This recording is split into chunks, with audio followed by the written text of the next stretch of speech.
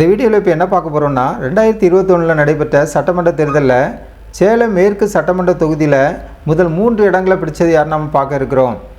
சேலம் மேற்கு சட்டமன்ற தொகுதியில் பாமக வெற்றி பெற்றிருக்காங்க. பாட்டாளி மக்கள் கட்சி சார்பாக அருள் ராமதாஸ் அவர்கள் போட்டியிட்டு 1,05,483 ஓட்டு வாங்கி 49.7% ஓட்டு வாங்கி அவங்க வெற்றி பெற்றிருக்கிறதை நம்ம பார்க்குறோம். இரண்டாவது இடத்துல யாருன்னா திமுக சார்பாக ராஜேந்திரன் அவர்கள் போட்டியிட்டு 83,984 ஓட்டு வாங்கியிருக்காங்க. 39.7% ஓட்டு வாங்கி ரெண்டாவது இடத்துல இருக்கிறத பார்க்குறோம். மூன்றாவது இடத்துல யாருன்னா நாம் தமிழர் கட்சி சார்பாக நாகம்மாள் அவர்கள் போட்டியிட்டு 10,668 ஓட்டு வாங்கியிருக்காங்க. 4.96% ஓட்டு வாங்கி மூன்றாவது இடத்துல இருக்காங்க நாம் தமிழர் கட்சி.